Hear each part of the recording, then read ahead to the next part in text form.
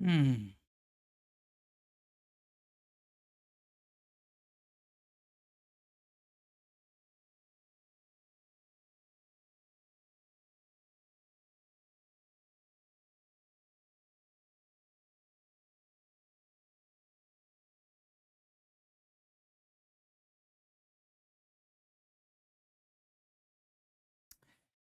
All right, everybody. It's another Monday, brand new week. And I'll tell you right now soon. I just want to wait for my fam to come in. I'll tell you. By now, everybody knows.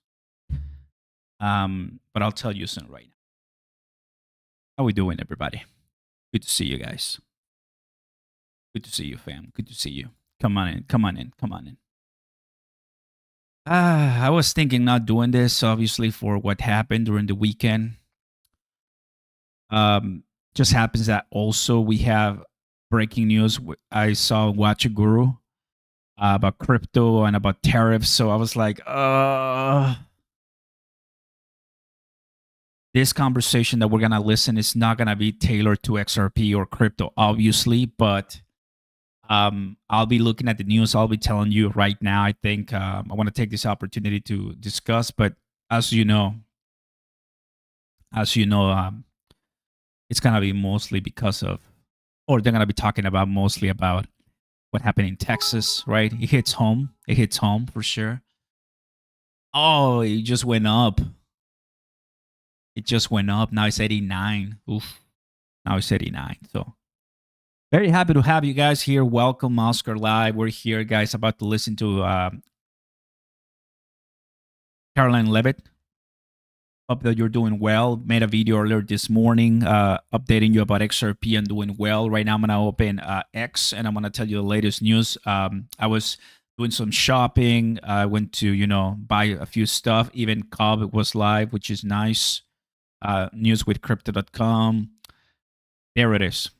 So United States imposes 25% tariffs on Japan and South Korea. So I saw Bitcoin, go down a little bit.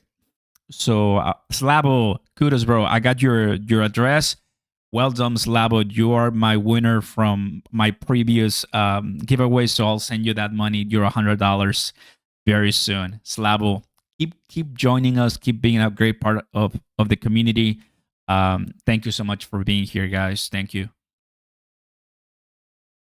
What's up, Alberto? Yeah, man. So I'm like, I know this is nothing related about politics or this topic, man, but it just hits home, bro. I mean, it's extremely sad, bro. I'm sad, bro. I mean, it's just no way, man. I don't care if I'm a guy or so. I mean, it's just painful, bro. Painful, man. Josh in the house. What's up, buddy? Good to have you, buddy. Welcome. Welcome. Thank you so much, Josh, for the kind donation. Appreciate it. Xrp is dumb because this dude is live again. Jonas. 3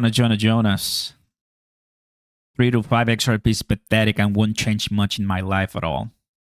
What's up, Craig? I know, brother. I know, man.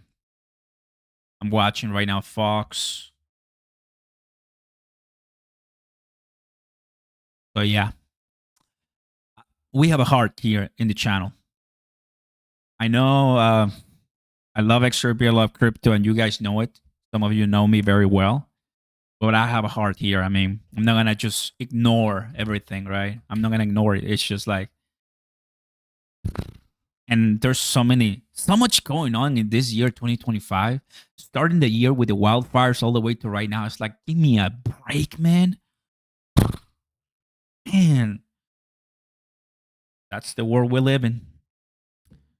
So yeah, let's go ahead and get into this, guys. Drop a like, consider subscribing to the channel, fam. Turn on those notification bells, and welcome back. Why don't we ever hear from the YouTubers when XRP is flat and failing? I'm always here for you guys. No matter what the price of XRP is, we're always here listening and talking every single price. You know it. That was my nephew on the Fox this morning. No way, really? Oh, that's Mr. White. Good to have you here. Good to have you here. You know, we're reaching to a lot of people, of course, so I'm sure that some of you might be connected to this, you know. So, yeah. I mean, this whole White House briefing is not going to be about crypto, FY, right? But there's a lot of things going on with cryptos, which we're going to discuss. Just I'm preparing you, okay? So don't come with like, where's XRP? They're not going to say anything about XRP, not even about FOMC or even Iran. I'm pretty positive, bro. I wouldn't be surprised if Trump just walked in. Like that will be a perfect scenario. That will be a perfect opportunity for him to walk in. Like show some mercy, show some face. That'll be pretty cool. He will go to Texas, of course. He's gonna go there sometime. Of course, headshot. Yeah, man. I've been doing it. These lives with the press conferences. You guys been liking it, so I appreciate that. It's been we've been doing it since like Iran. So yeah, and July 4th, of course, and all of that. The BBB, we went through all of that. The BBB, that was crazy too.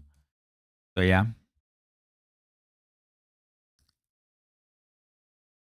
Oscar, I get a big payout from work July 25th.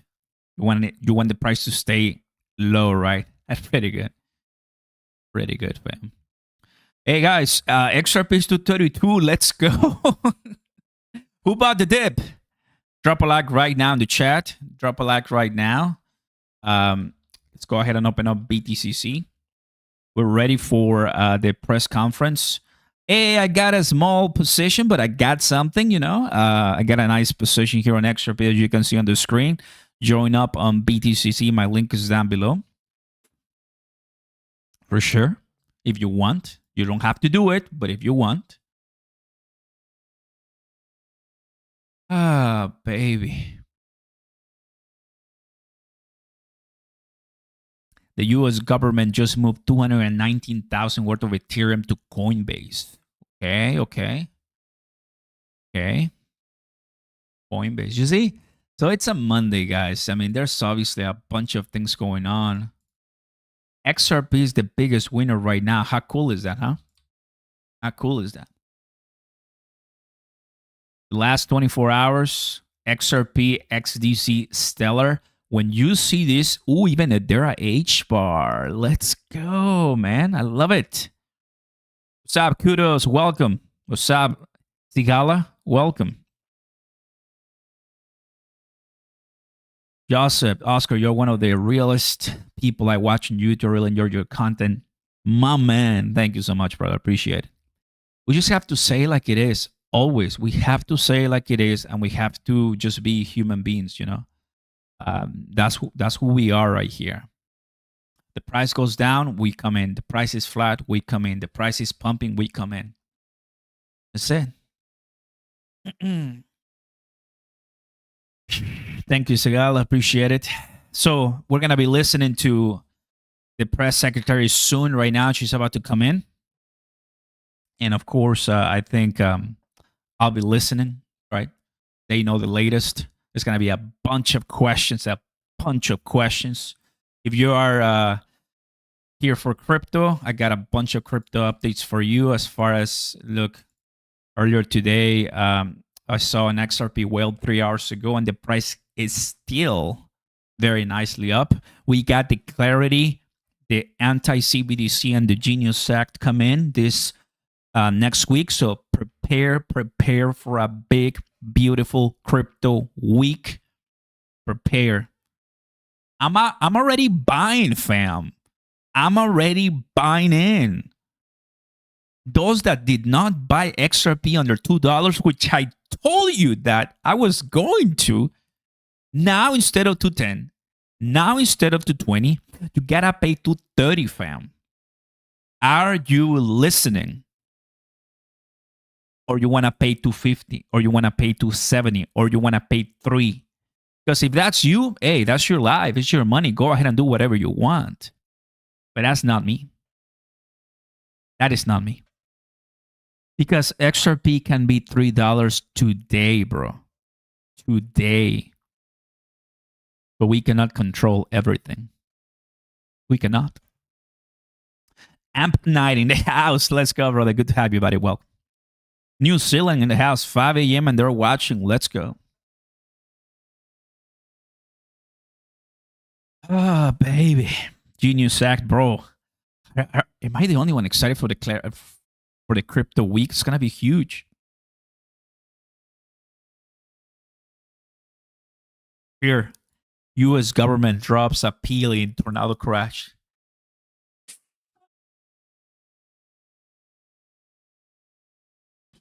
All right. Thank you. They will pay $5.89. $5.89 per one. Thank you, Kagis. Appreciate it. I woke up early today. Oh, woke up early today. I'm like, oh, gotta go to sleep early too. I'm excited for the next week. Not today so much. Next week, crypto week, we're gonna go pump. Buy the dip, buy the rumor. I know, right? I have to sell a kidney, and if I want to keep buying these dips, no, don't do that. Don't do that. It's all right. No worries. We will have a bunch of opportunities, guys. So, yeah. So President Trump just announced. Kramer is like, what is going on there? It's a trade war, Jerry. So let me show you BTC right now. I saw BTC going down like 107 a little bit. Yeah. So let's go to the daily. So yeah, that's what happened to BTC 108. 108, 108. XRP is right there. Very nice. So honestly, I mean, I think some people are finally like waking up to the idea that XRP is just going to keep going higher. And we're just very happy to see that, you know. Yeah, we just talked about it. You know, they sent money to Coinbase. Yes, they did.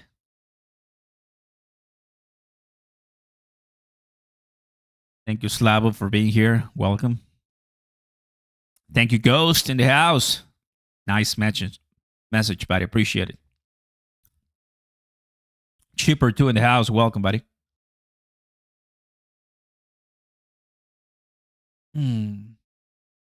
XTC doing well. Yes, it is. Merited. Merited. There you go. Lindsay, good to have you. Welcome.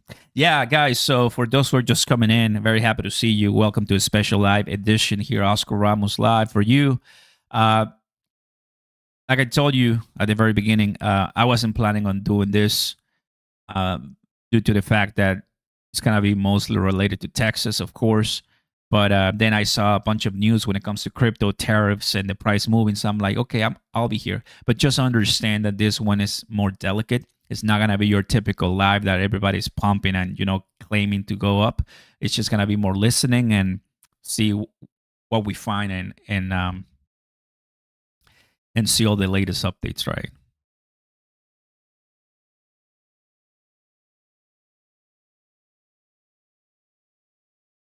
Take a look at raw alerts.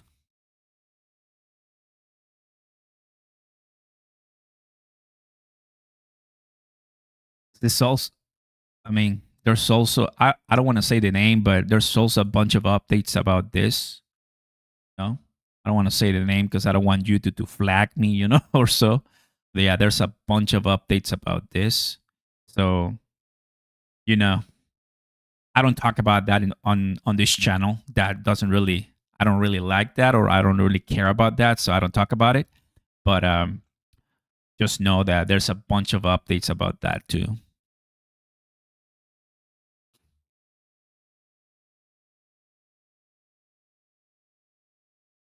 Oscar, if the Dark Star Industries, would you like to be one? Start click. Welcome to the 1,000 people coming in. Shiba Inu still doing Doghouse. Gonna get bored and come out and play someday. Made a video about Shiba Inu on Kronos this week, and I'm pretty happy that some people watched it. So it was really nice. Just giving you my thoughts as far as the problem, as you know what's going on, and I know that it's been frustrating, right? For XRP holders, we've been having a blast. There's a bunch of great things, and Amp Night dropping some big baller moves. Welcome to all the new members. Thank you, Amp Night, for being here, for being one of our awesome mods and supporters. Appreciate that a lot. Don't you know? Pump it up, right? C130 Campbell. You got yourself the name C130.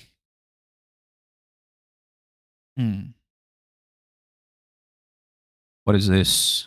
July 7th. Inflation drops to 175.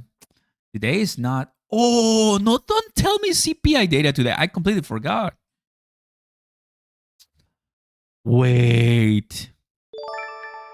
Today's May. Nah, CPI data?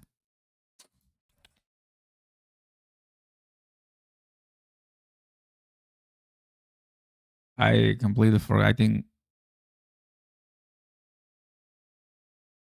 CPI schedule. I need the schedule.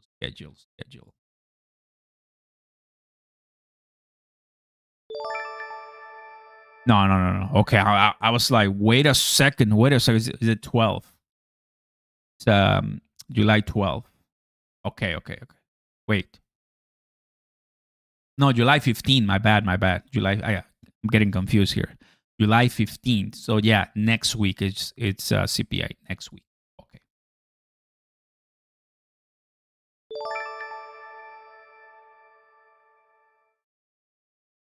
Interesting.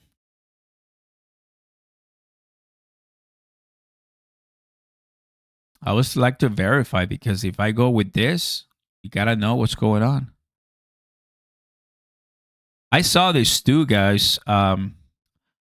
Holy mother. Xrp 1.5 billion in net inflows on Upbit. 174 billion, 158 billion. What is this? Upbit net inflows surpassing $720 million the last 1 hour. That's the reason why we got a bunch of beautiful, nice green candles. Upbit Korean Exchange XRP volume is going absolute berserker. 1.84 billion within the current hour. The next closest is Binance at 90 million in volume. The Koreans love XRP. XRP is gospel in Korea. I know that. Yeah, I've talked to many friends, and they told me that Korea is a great place to trade, Especially XRP. They love that thing. Brad Garlinghouse. Oh, yes. I think this week he's speaking, right? Oh, bro, Wednesday, we're going to have tremendous fun. Brad Garlinghouse, I think he's speaking, right? Oh, man. You guys have to be here with us. I see you here on Wednesday. You love it. You love it. C130, don't sell your big future for a little bit profit today. 100%. Not financial advice, but I completely agree with you, bro. I completely agree with you. Yes. I do agree.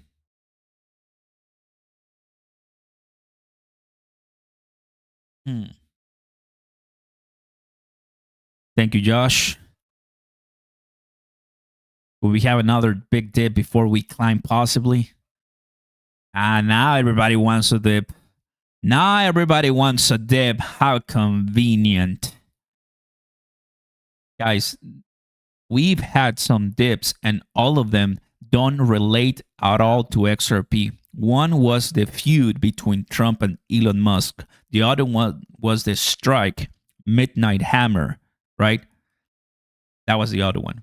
Then a previous one was something related to tariffs. Like, they all have nothing to do with crypto. It just goes down because people panic and sell, and they cry about it. But we keep buying those dips no matter what. Never, ever stop doing so. That's what I believe in. Because then, believe me, guys, we are gonna have like having this type of positions, 30%, you get comfy. That's an 8x. But on BTCC, you can go all the way to 500x. I open it at 222. Now it's 232, which is very neat. So join me, the first link down below, and start trading, buddy. The way it is. Labo in the house. Welcome, buddy.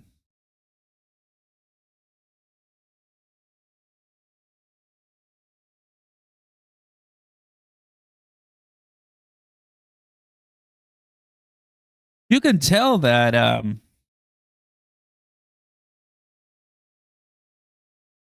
wait a second. Upbit South Korean exchange just went crazy with a nice volume, right? And it just happens to be that President Trump imposing 25% on Japan and South Korea. Ah, I think I understand what's going on a little bit. South Korea could mean something. Okay, I get it. Could be that instead of holding their currency, they're now holding XRP. You feel me? Okay. It's just an idea. This happens to be South Korea, and South Korea, they love XRP. I know that. They love trading. Oh, look. Charles is speaking about this guy. What? Oh, boy, they're going crazy about it. They really do. She's about to speak, guys, so get ready. She's about to speak. Like I told you, it's going to be mostly about what happened in Texas. Good afternoon, everyone. Hope you all had a great weekend. I want to start by addressing the devastation from the tragic flash floods in Texas. Moments ago, the Department of Homeland Security provided an update that 91 innocent souls have now perished. Everyone here at the White House, including the President of the United States, is praying for the victims' families and friends during this unimaginable time. President Trump swiftly signed a major disaster declaration for Kerr County, Texas, to ensure our heroic first responders have every resource they need in the relief and recovery efforts. Secretary of Homeland Security Kristi Noem traveled to Texas over the weekend, and the entire Trump administration is working hand in glove with state and local officials to provide every assistance available. The situation on the ground remains dangerous, and there could be additional public safety threats with potential incoming heavy rain. So we encourage everyone in the area to remain vigilant, listen to all warnings, and respond accordingly.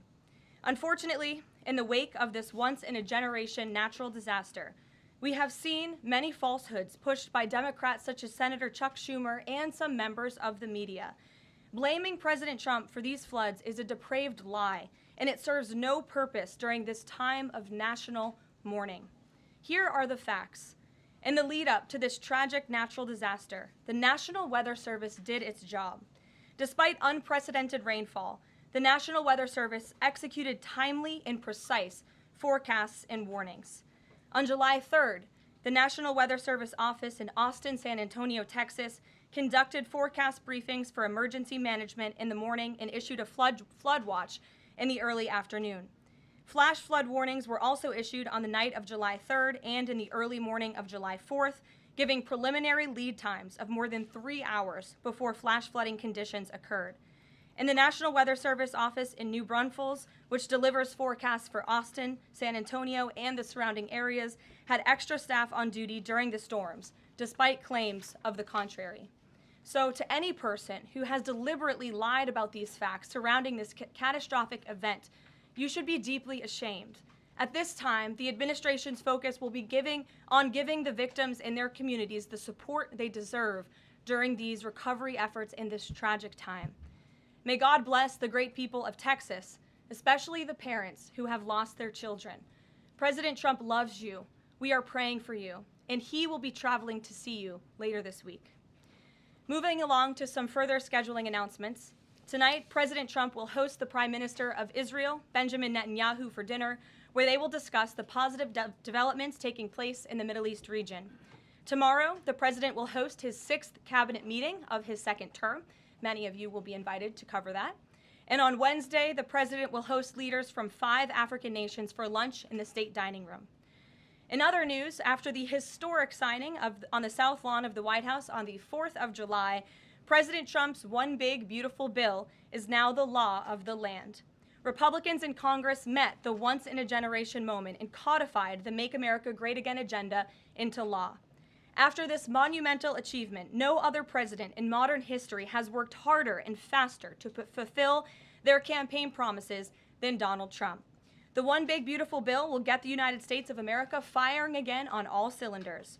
It's safe to say that over the past few weeks, the president has delivered on many, many wins.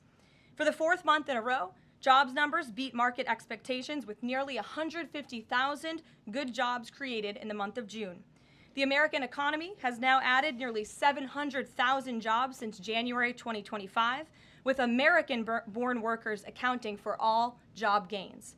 President Trump drove illegal border crossings to another historic low in the month of June, and Border Patrol once again released 0 illegal aliens into our country. The Supreme Court stopped activist judges from imposing nationwide injunctions and cleared the way for President Trump to carry out his popular and common sense agenda. The University of Pennsylvania agreed to all of the Trump administration's demands and will now keep men out of women's sports. President Trump secured his trade deal with Vietnam, giving the United States total access to their markets. Because of President Trump's unleashing American energy dominance, gas prices are at 4-year lows. And when adjusted for inflation, gas prices are near the lowest levels we've seen in the last 20 years. NATO members agreed to raise defense spending to 5% of GDP, a foreign policy feat long thought impossible until President Trump made it happen. The Operation Midnight Hammer obliterated Iran's nuclear capabilities, taking out this imminent national security threat not just to the United States, but to the entire world. The president secured a ceasefire between Israel and Iran, ending the 12-day war. The president brokered a historic peace agreement between Rwanda and the Democratic Republic of Congo. Pakistan nominated President Trump for the Nobel Peace Prize in recognition of his decisive diplomatic intervention to prevent a nuclear war between India and Pakistan. Blue-collar wage growth has seen its largest increase in nearly 60 years, and President Trump has defeated Joe Biden's inflation crisis with core inflation at the lowest level since March of 2021.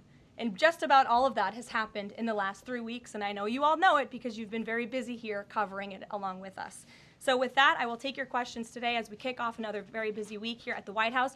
We'll lead with our new media seat, Brian Glenn, who is, of course, very present in this briefing room. He's put in a lot of hours covering this president, so we're glad you finally have a seat today. Brian, go ahead. It feels great to sit down. Thank you very much. You're welcome. I want to go back to the hurricane. You said that President Trump is scheduled to go to Texas later this week. Can you speculate on what day and what he has planned? Sure. The White House is currently arranging those travel plans. We hope that it will be later this week, likely on Friday, but of course we want to do it at the most appropriate time on the ground for state and local officials. We don't want to interrupt the recovery efforts, but we're planning tentatively for a Friday trip, and when that becomes final, we'll let all of you know, as we always do. And you gave a little bit of reaction earlier, but the National Weather Service, the union, actually publicly stated they had an adequate staff on hand to forecast and predict the storm. You shared your thoughts earlier on how the way the left has really weaponized this to blame the deaths in Texas on Trump.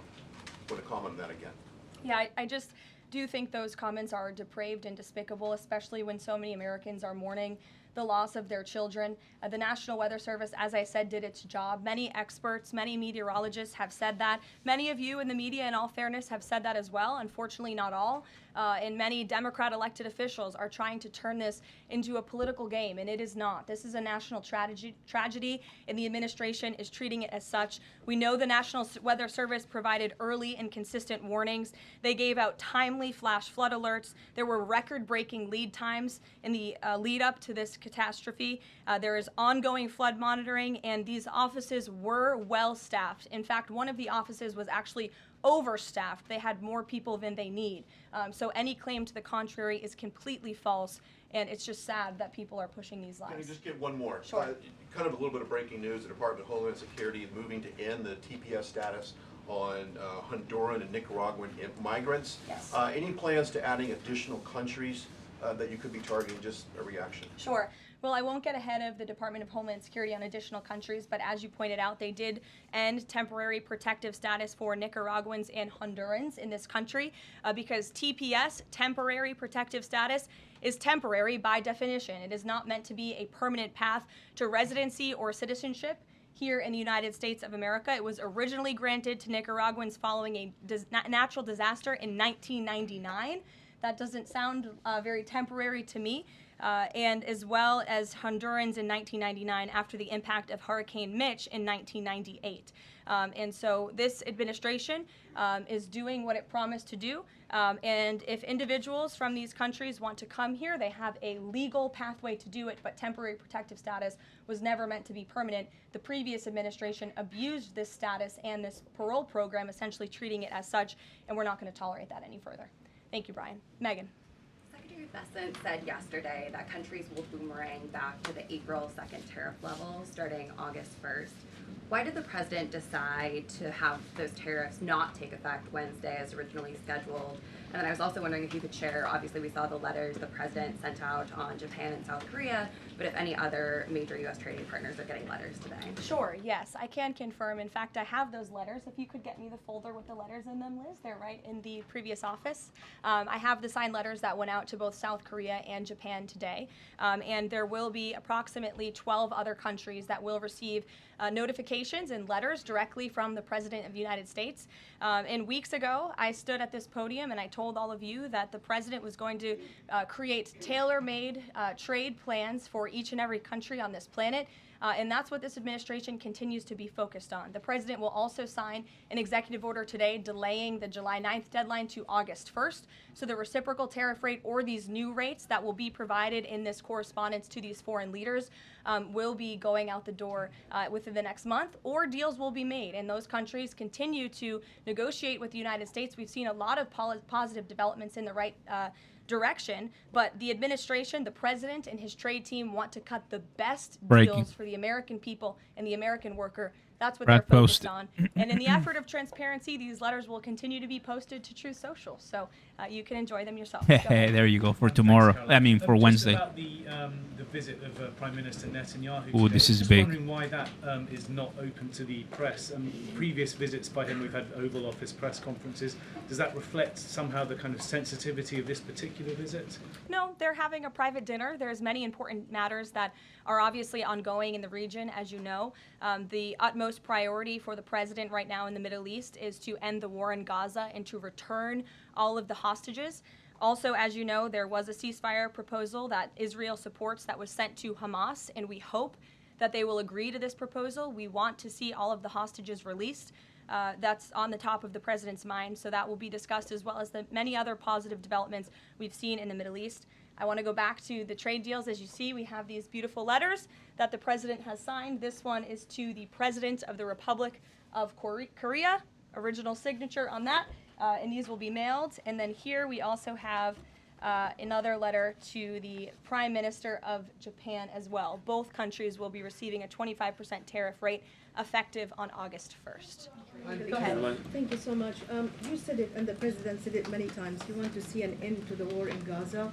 Get ready for Wednesday. Guarantees during this 60-day period of ceasefire that actually the war will end, because this is a sticking point with Prime Minister Netanyahu, and I'm wondering if they see eye to eye on this point.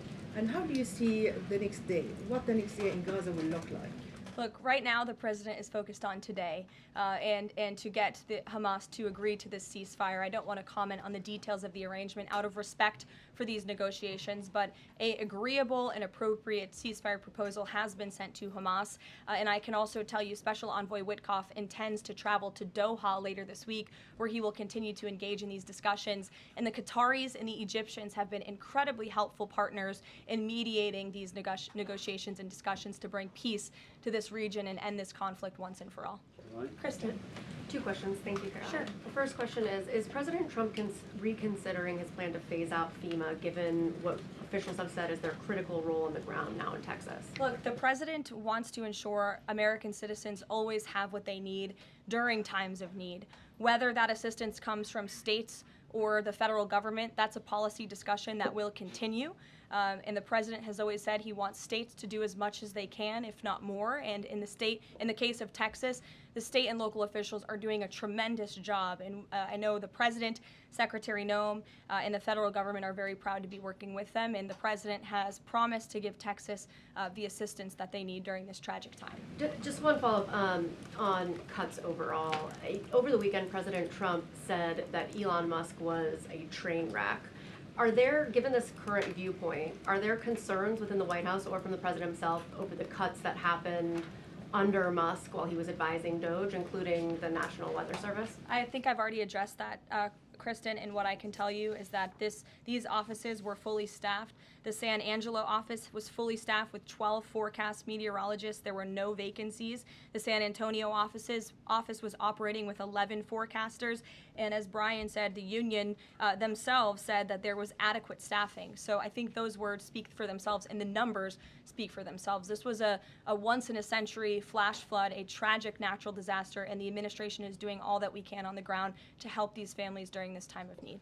Jeff. Thanks very much, Caroline. Just following up on Kristen's question, is it still the president's plan to phase FEMA out by the end of this year? I just answered Kristen's question for you. One more, hold on, one more. Sure, I'll give it to you. Go ahead. The follow-up on trade as well. 12 more letters coming, you said. Can you give us a sense of which countries those are? I'll let the president reveal those in very due time. Keep your eyes on Truth Social.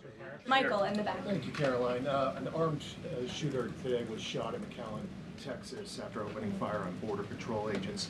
Comes just days after Democratic Congresswoman Pramila Jayapal recently said she gets, quote, inspired when activists obstruct ICE. Does the White House expect Democrats to tone down their rhetoric in light of what we saw today in McAllen, Texas? We certainly call on Democrats to tone down their rhetoric against ICE and Border Patrol agents who, again, are everyday men and women. I would encourage AOC and other Democrats to actually meet with the United States Border Patrol. These are honorable Americans who are just simply trying to do their job to enforce the law. They go home to their families every night just like we all do, and they deserve respect and dignity for trying to enforce our nation's immigration laws and to remove public safety threats from our communities. The White House is aware of the shooting that took place today in Texas, and we are working with the appropriate federal agencies to get to the bottom of what happened. Caroline, the DOJ and FBI have now concluded there was no Jeffrey Epstein client list.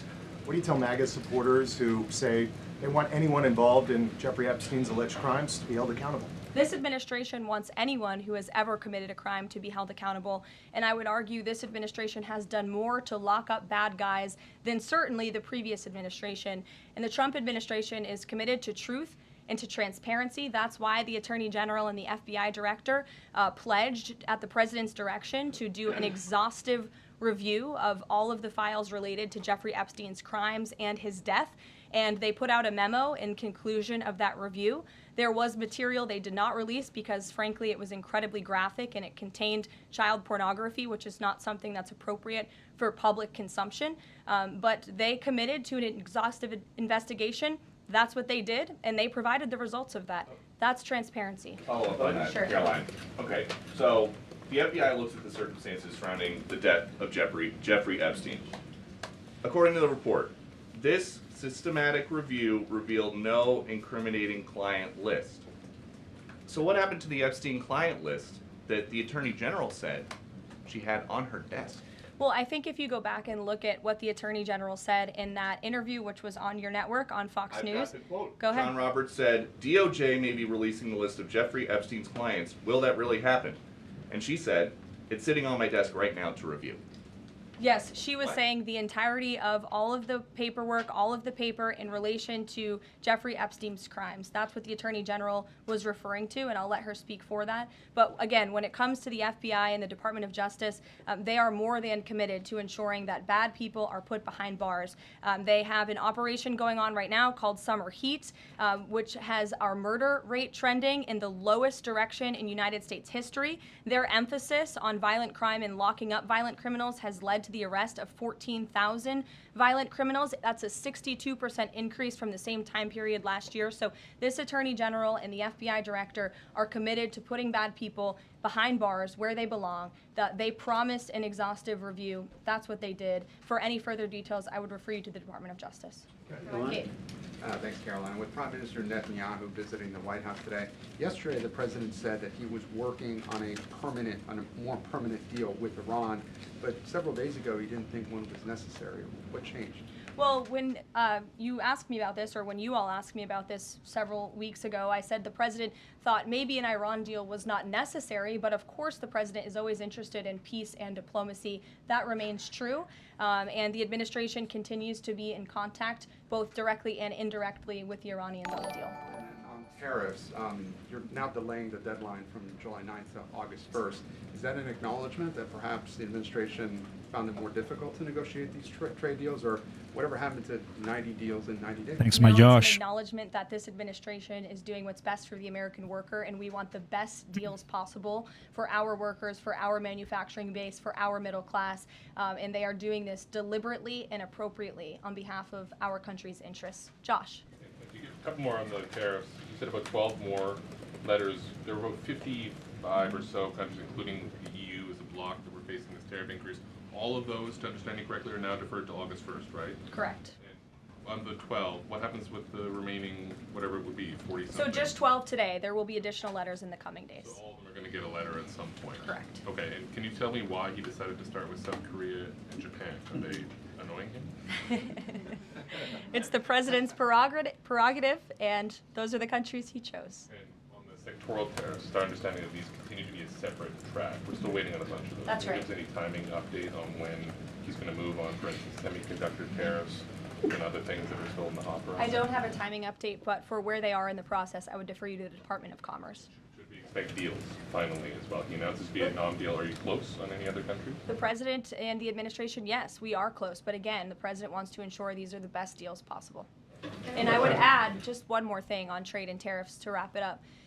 Look at the extensive work this president has put into cutting these good deals and doing what's right for the American worker. He is literally looking at the map and looking at every country on the planet and seeing where they are ripping off the American people, seeing where they have hollowed out our industrial base, seeing where our jobs have gone to other countries overseas because of their tariff policies, and he's trying to correct that. So this is decades of bad trade policy that has led to a deficit that is ravaging our country, that is ravaging our middle class, and the president is taking a very deliberate approach to correcting this wrong of many decades, of many past presidents. And so I think he should be commended for the time and the effort that he is putting into this. And the fact that he has announced a framework with China, a trade deal with the United Kingdom, a trade deal with Vietnam, and many others to come in just a matter of 6 months is truly historic, and it's a testament to this president and his trade team who are working around the clock to get this done. Sure, go ahead. Thank you so much, Caroline. Two questions on Iran. What's the permanent deal with Iran looks like for the president, and what issues related to Iran should it cover? And secondly, has the president seen the interview with Iranian president, which he says that the United States president, Mr. Trump, is capable enough to guide the regions toward the peace and a brighter future, and put Israel in its place, or it gets more into conflict? Has the president seen these comments, and what's his reaction to these comments? I'm not sure if he's seen those comments, but certainly I think it's true that the president is the right man for the job to move the direction, this region into the direction of peace and stability for the future. That's what he and his national security team are working on every day, and we've already seen historic achievements in that direction.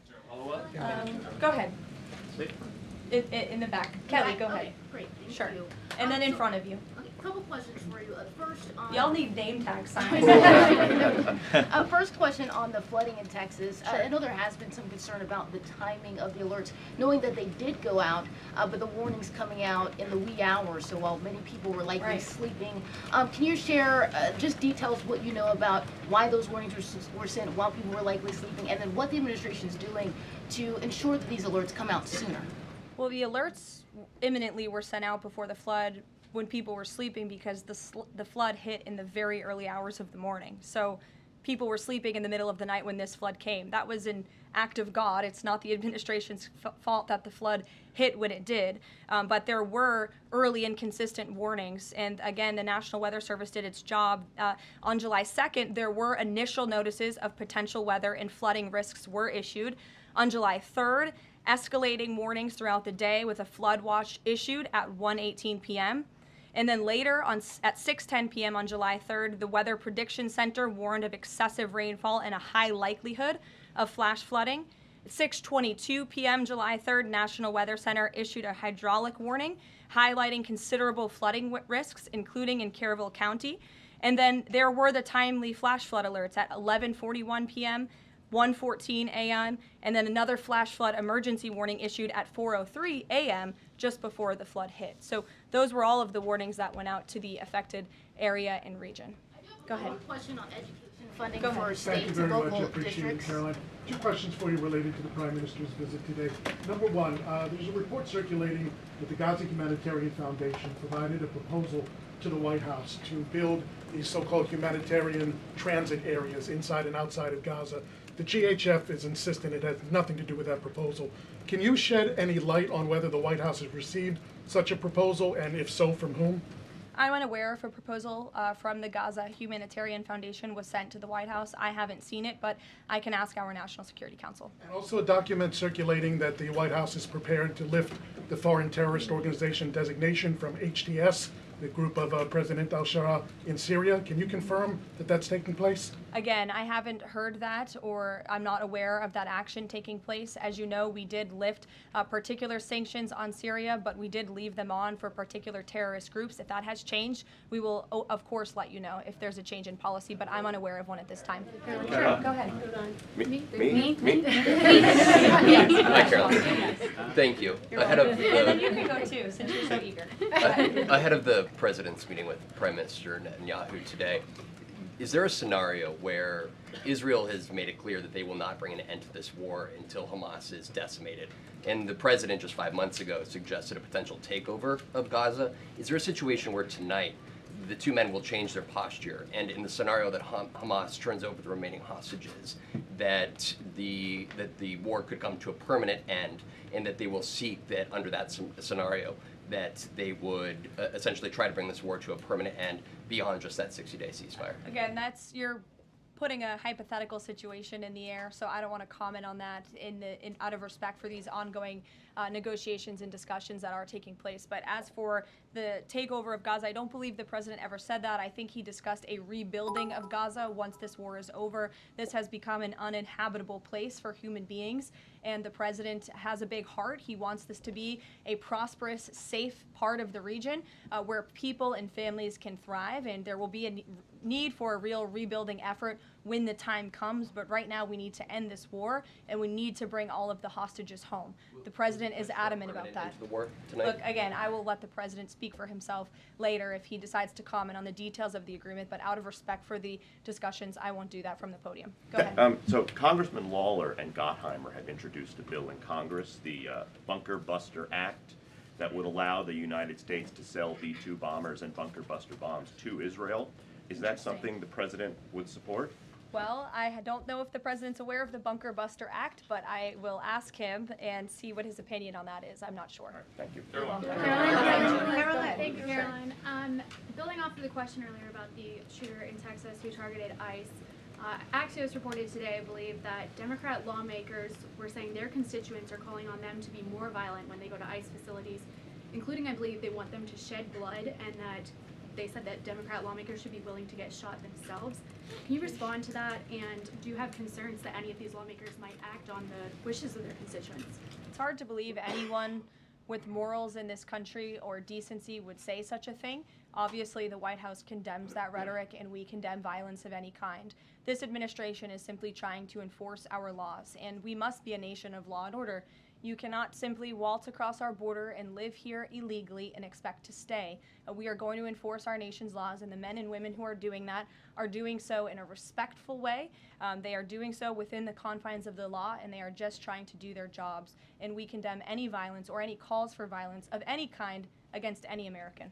Go Thank ahead. you, thank you, Caroline. I wanted to ask you if... I was not calling on you, but you can go ahead. It's fine. There's a lot of people in here today. President Trump Sure. already saw the letter that the Colombian President Gustavo Petro sent him, apologizing for his comments a few weeks ago, suggesting that there was an involvement from the U.S. government in an alleged coup d'etat in Colombia. And Secretary Rubio recalled the U.S. Chargé d'Affaires in Colombia. Did President Trump saw that letter, and what do you think about the comments from President Petro suggesting that the U.S. has some kind of involvement in a coup? I'm not sure if the president has seen that letter, but I can check with him in the National Security Council. We will get you a response if you follow up with my team. We will find out for you. Caroline? Sure, go ahead. Thank you, Caroline. Iris, go ahead. Thank you, Caroline. Thank you, Caroline, on two topics. First, I on love how tariffs. excited everyone is on Monday. Yes, Raquel, you can go after. On two topics. First, tariffs. The president announced last night that any countries aligning themselves with the anti-American policies of BRICS That's right. will be charged with an additional 10% tariff. Can you tell us more details on that? What specific policies is the president talking about here? What policies should countries stay away from to avoid being subject to additional tariffs? Sure. Well, the president feels, generally speaking, that BRICS is seeking to undermine the interests of the United States. It's the president's utmost responsibility to put the interests of the United States first. That's how he views his job as president. So he's going to ensure that America is fairly treated on the world stage, and he'll take any action necessary to prevent countries from taking advantage of the United States and our people. Raquel, go ahead. On illegal immigrants, Reuters' Tom Homan told us this morning that ICE will have to arrest 7,000 illegal immigrants every day for the remainder of this administration to just catch the ones that were let in during the last administration. I'm wondering what the new resources and manpower, of course, given by the Big Beautiful Bill, which of course opens the door for ICE to hire additional 10,000 agents and officers. What's the administration's expectations now for daily arrest numbers going forward in the upcoming months? Sure. I'll let the Secretary of Homeland Security and her department speak on what they're looking for in terms of daily numbers. What I can tell you is I receive the daily reports each morning, and ICE is out there doing the jobs that they swore an oath to do, and they are removing public safety threats from our communities every day, and our country is becoming a safer place because of their efforts. And the One Big Beautiful Bill that is now law will give significant resources to ICE and Border Patrol to continue the tremendous work that they are already doing. And I think every American who wants to live in a safe neighborhood should be grateful for their efforts. Thank you, Caroline. Raquel, and then I can go to you. So much. And then you, Dr. Harper. Thank you, Caroline. It's a follow-up on the BRICS question. So does President Trump believe that the BRICS are getting stronger or trying to isolate the United States? And how close is he monitoring this summit that is taking place in Brazil right now? He's closely monitoring it, which is why he put out a statement himself. He does not perceive these countries as growing stronger. He just perceives them as trying to undermine the United States' interests, and that's not okay with him, no matter how strong or weak a country may be. Go ahead. Yes, go ahead. Yes. As promised, yes, go ahead. Thank you. Does Trump have a vision for post-war Gaza? You mentioned, talking about now the ceasefire, but does he support permanent or temporary Israeli presence in the Gaza Strip? Does he continue to see a continued role for the Gaza Humanitarian Foundation to continue to operate in the Gaza Strip? Well, as you know, because we've talked about it before, the president has directed aid to be moved into the region, and that has been taking place. You've actually seen people in the Gaza Strip yelling out, "Thank you, Trump," for the aid and for the meals that they have received, because the previous administration never did that for some reason. But this president, again, wants to see peace and stability in the region. So as I outlined previously, he views this part of the region as having a real chance at being peaceful and prosperous. But again, we need to end this war. We need to get all the hostages home, and Hamas needs to accept this proposal in order to do that. Dr. Harper, go ahead. I'm Dr. Anthony Harper with the Intermountain Christian Users. Thank you for taking my questions. Given the nature of the Palestinian Authority, with their pay to slay, teaching Jew hatred to children, corrupt leaders, and no elections for 19 years, who does President Trump support to govern Area A and Area B to prevent Hamas from ruling And what is President Trump's position on Israeli sovereignty? Sure. Well, the president believes Israel, of course, has a right to defend itself. As for the first part of your question, you're getting ahead, Dr. Harper. As I told you, the president wants Hamas to accept this proposal right now. He wants to see peace in this region, and he's committed to doing that. Sean. Hey, Caroline, can you just please walk us through the decision to halt the supply of weapons to Ukraine at a time when Russia is really hitting Ukrainian cities and civilians? Was that the president who decided that, or did the Pentagon do it without his approval? No, neither of those things are true. I'm happy to walk you through it. This was a standard review by the Pentagon of all weapons and all aid and all support that the United States is providing all countries and all regions around the world, not just Ukraine. When the Secretary of Defense took office, he directed the Pentagon to conduct this review to ensure that everything that's going out the door aligns with America's interests. So it's a pause to review to ensure that everything the Pentagon is pushing out there is in the best interest of our military and our men and women in uniform. Fran. Two questions on Israel. You suggested that Hamas is the impediment currently to a ceasefire. So if not a ceasefire deal, then what does the president hope to achieve with tonight's dinner with the prime minister? Again, you guys are getting around to a lot of hypotheticals. I don't want to get ahead of the president, but there are many other issues to discuss with Prime Minister Netanyahu tonight related to the region and just the entire world. So this will be a dinner to talk about Operation Midnight Hammer, which was incredibly successful, to talk about peace in Gaza and ending that conflict, as well as many other topics of discussion in relation to Israel and the United States. Sure, go ahead. Thank you, Caroline. Given the fact, this is on the trade letters, given the fact that the president put into effect the tariffs on April 2nd and then put the pause into place, is the president at all concerned that these countries that are receiving the letters won't take them seriously because the deadline seems to have shifted already and may shift again? They will take the letters seriously because they have taken the president seriously, and that's why the president's phone, I can tell you, rings off the hook from world leaders all the time who are begging him to come to a deal. And this administration is working hard to ensure those deals are in the best interest of the American people. And this delay, again, is in the best interest of the American people. And you all will continue to see these letters released on the President's Truth Social, and we will see you all later. Thank you, guys. Hey everybody, what's up? What's up? What's up? What's up? So, now we have a better idea why we could have pumped right earlier today. We just listened to Caroline, press secretary, of course, some Trump news and the latest as far as Texas and many other different things, including tariffs, which is something that it does concern, the crypto and stock market.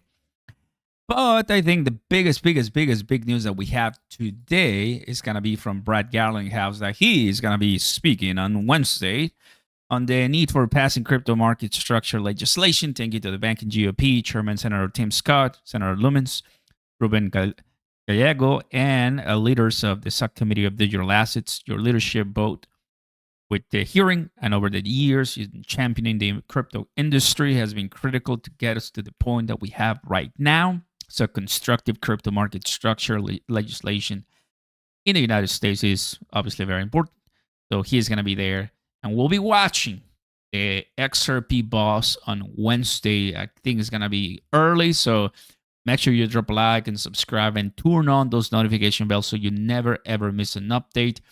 I wanted to do this, guys, and I'm very happy I did because there's obviously opportunities to come in. Some people in the chat were like, I want to dip. Well, comes to show that it's going to be a nice pump and dump type of day, as now that we all know what's going on, some people decide to take profits and keep trading yet again and again.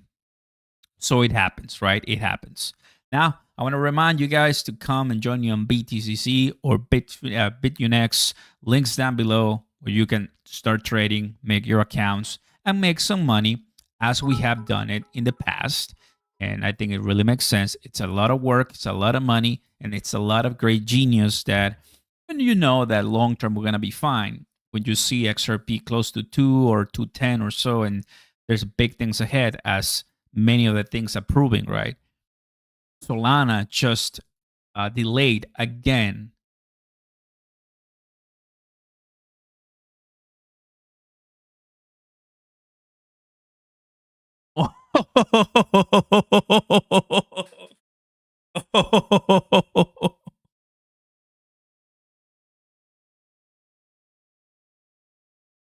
He's watching.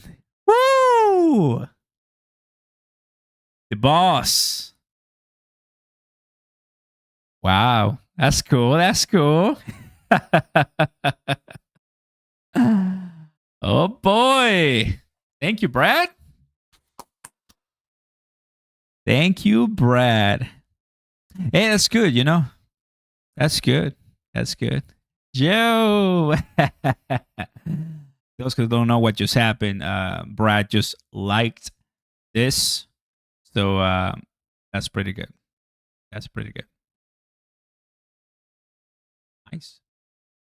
He knows. He knows. Thank you, Brad. We'll be there for you guys. We'll be there for you, Brad.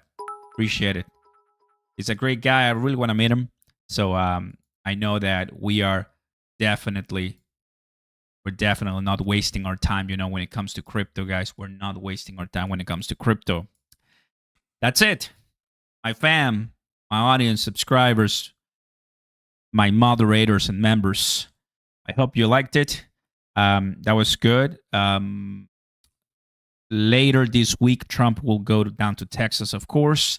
And Wednesday and tomorrow is going to be a big one too for more tariffs and conversations. Just it's going to be one of those big weeks. So enjoy. Join me on BTCC. I just want to give you the link once again. Once you click, you're going to join to this page and you're going to be able to, you know, click, sign up, start watching the few videos that I have for you so you can get some opportunities for trading and making some great money with a no KYC exchange. All right? Just wanted to remind you once again. But guys, I'm excited. I'm excited. Oscar did it, bro. The CEO of Ripple literally liked your tweet. Yes. If Brad noticed, then let's spread the channel furthermore. Thank you, JB. He's keeping an eye on you, Oscar. Oscar is starstruck. I know. I was like, oh, wow. I mean, he likes, I mean, if I like some things because I like kind of like the post, I don't really, like, you might look at who did it, but who knows, right? It's good that we are on the radar now. It's right there. So it's pretty good. Guys, please take care. Be safe. I'll keep you in the know.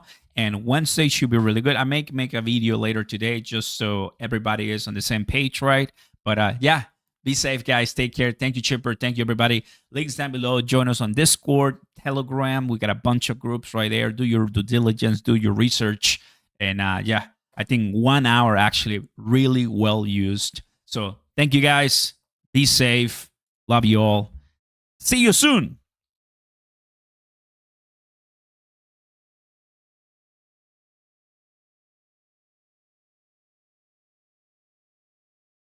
Thanks, everybody. Have a good one. Time to have something to eat because I'm hungry.